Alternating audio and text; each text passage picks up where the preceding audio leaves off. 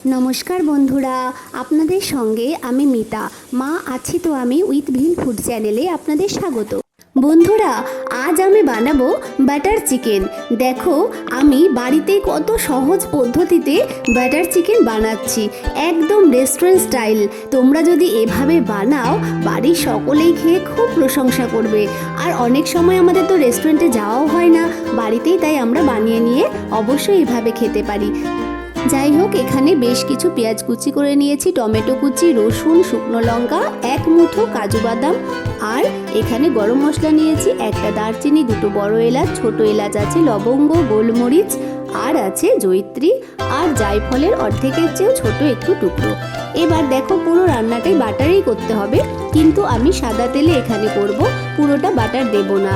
যাই হোক, এখানে আমি দুটো তেজপাতা ফোড়ন দিয়েছি আর গরম মশলাগুলো একটু থেতো করে দিয়েছি, নয়তো গরম মশলাগুলো ফেটে চোখে মুখে ছিটকে যেতে পারে। যাই হোক, একটু থেতো করে এবার আমি এগুলো ফোড়ন দিয়ে একটু নাড়াচাড়া করে নিয়েছি। আর রান্নাটা যাতে সাদা সাদা রং না হয়, সেজন্য আমি একটু কালারফুল করতে একটুখানি তেলের মধ্যে হলুদ দিয়েছি। এবার ভালো করে মশলাগুলো ভাজা হয়ে গেলে এর মধ্যে দিয়ে দিয়েছি বড় বড় করে কেটে রাখা পেঁয়াজগুলো, খুব বেশি বড় না করে ছোট করেও দেওয়া যায়। যাই হোক, এবার গোটা রসুনগুলোই আমি এর মধ্যে দিয়ে দিলাম, শুকনো লঙ্কাগুলো একটু ফাটিয়ে দিয়ে দিয়েছি, আর টমেটো যে কুচি করে রেখেছিলাম সেগুলো দিয়ে দিলাম, আর দিয়ে দিলাম আমি এখানে ভালোবেসে হাফ চামচ লবণ। এবার ভালো করে এগুলোকে একটু নাড়াচাড়া করে নিতে হবে, আর দিয়ে দিলাম এখানে আমি আর একটুখানি হলুদ। চিকেনগুলো ধুয়ে রেডি করাই আছে, এবার ছুরির সাহায্যে এগুলোকে একটু লেগ পিসগুলোকে একটু চিড়ে দিয়েছি, আর এগুলোকে দিয়ে দেব এবার যে মশলাটা আমি ভাজছি সেই মশলার ওপরে। মশলা কিন্তু পুরো ভাজলে হবে না, একটুখানি নাড়াচাড়া করেই আমি চিকেনগুলোকে দিয়ে দিয়েছি, আর দিয়ে দিলাম 1 চামচ পরিমাণ মতো বাটার। মাংসের ওপরে আবার আমি এখানে হাফ চামচ হলুদ আমি একটু ছড়িয়ে দিলাম, আর নাড়াচাড়া করে একটা ঢাকনা দিয়ে ঢেকে রেখেছি প্রায় 5 মিনিট মতন। আর দেখো, আমি এটাকে কালারফুল করার জন্য কিন্তু হলুদ দিয়েছি, কিন্তু বাটার চিকেন সাদা সাদা রেস্টুরেন্টে কিন্তু দেওয়া হয়, সেটাও খেতে খুব ভালো হয়।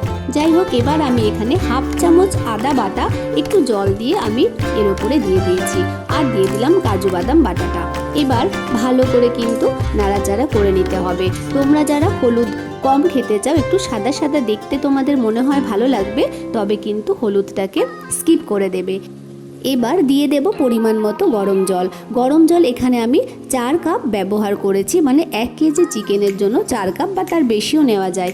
আমি গ্রেভিতে যেটুকু মশলা বা ঝোলটা তোমরা পছন্দ করবে সেটুকুই কিন্তু দেবে, তার বেশি এখানে দরকার নেই, বা পরে জলটা দিলে কিন্তু একেবারেই হবে না। এই জন্য এই জায়গাতে তোমাদের কিন্তু জলটা একেবারে দিয়ে 15 মিনিট মতো ঢাকনা দিয়ে ঢেকে রাখতে হবে।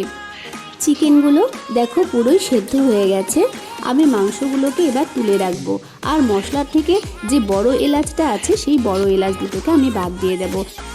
চাইলে তেজপাতা দুটোকেও বাদ দেওয়া যায়, কিন্তু আমি দিইনি। যাই হোক, এবার এই পুরো মশলাটাকে কিন্তু আমি মিক্সিতে একটা সুন্দর করে পেস্ট করে নেব।